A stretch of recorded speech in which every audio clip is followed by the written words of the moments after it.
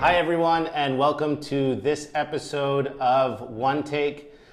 Lots of exciting things have been happening. I've been on back and forth on the road. For those of you who haven't heard as of yet, we did the official launch of ROSS Intelligence's AI R&D HQ up in Toronto. It was an amazing event. We're going to have some video from that event coming out, and David's going to be on that.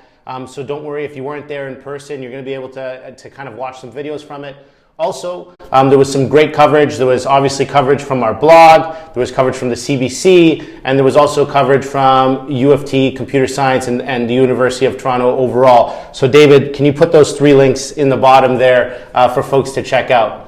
So, wanted to talk about that. After that, we was in Montreal, got the chance to talk to folks from the AI epicenters in Canada. Got to meet with folks from Edmonton, Canada, from Montreal, from Toronto. So it was really exciting. And now I'm back here on the ground in San Francisco. Lots of things happening here as well.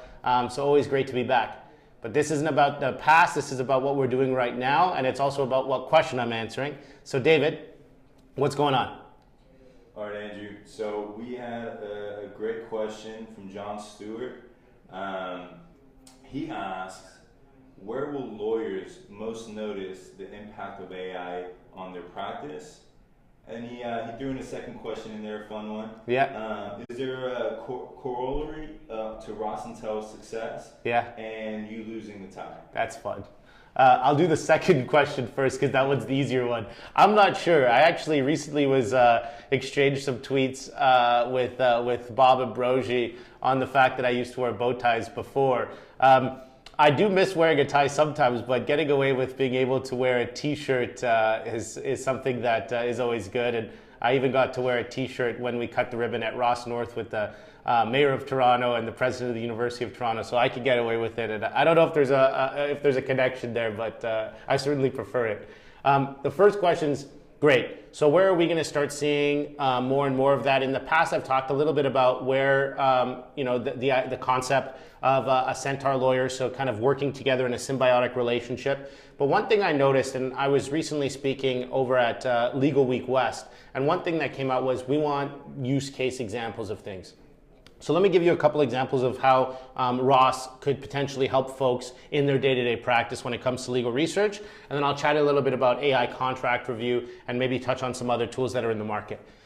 So when it comes to the old way of doing things, obviously you got to do your legal research, you're typing in your Boolean, you're typing in your search connectors, and what ends up happening is those services do a really good job at ensuring that they bring back almost every possible result, but that means you get thousands of results, which then puts the onus on the human lawyer to comb through that information and then actually try to read those cases. You end up reading a bunch that maybe didn't even help you, and then you take a dead end, and it's a long process. More importantly in that process, and this is a theme I've talked about in the past on OneTake, is all that time you're taking, clients won't pay for anymore. So, in that example, in that use case, instead of going through that really painful process, you instead would just open up ROSS, ask your question. ROSS would pre-read all the cases, it's going to highlight all the most important passages for you, and heck, it's even going to take a first crack at a legal memorandum for you as well. So there's a lot of exciting things you can do in legal research already, and that's what you're seeing. Another thing we're seeing, and I've mentioned this before in the past as well, is AI contract review. So say that you're in a situation where you have a contract and you're going and you're, the classic scenario, hey, review, make sure there's nothing in there that's surprising. Well, that's not a quick process. You need to do a deeper dive. And if you're doing these repeatedly, a lot of that process that time in the process that you're taking, an AI can do for you. Now, what do I mean? Well, if you have a contract, you have a bunch of provisions, you know which ones you typically agree to, which ones you typically kick out, you can actually teach a system what your preferences are, and then it'll take the first crack at looking over that contract and helping you. So what's the theme here, John? Well, usually what you're seeing is the AI coming in data retrieval tasks.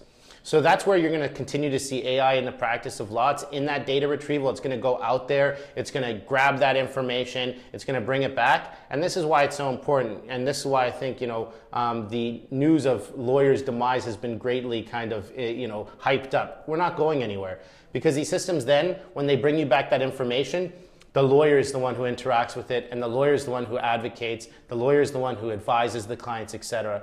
So where are we going to see and continue to see it? Think about in that data retrieval tasks, in the tasks that require, a lot of seeking out of information, and maybe in sometimes a lot of kind of what we used to call grunt work. That's where AI is going to go into, where leaving us as humans to be freed up to do a lot of the tasks we prefer to do as well. So John, great question, really enjoyed it.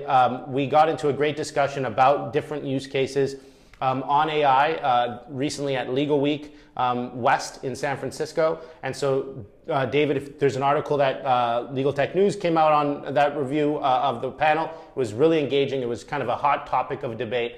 And what I find so exciting right now are people are starting to, accept the fact that AI is part of their practice. It's part of the new reality, and it's not just something that eventually is going to be something like just over and above. It's just going to be table stakes. It's going to be what your clients come to expect. And we're really happy at Ross at what we're doing and helping all the folks that we are helping, whether that's a solo practitioner, medium, small, large, international, or a government agency or law schools, etc. We're working with a variety of different groups to bring AI to the practice of law because it's not going anywhere. So that's it for this episode. I'm always interested in answering as many questions as possible. I always love this engagement. John, thanks for your question. For those who aren't following John, I should have said this probably earlier, put up his Twitter handle here. Also, go back in time, David, and put it up when I mentioned him as well, if you can. Thanks, everyone. If you have a question for me, you can email or you can tweet. And I suggested carrier pigeon last time, but no one kind of took me up on that, so try that. Thanks so much. Looking forward to the next episode. Bye-bye.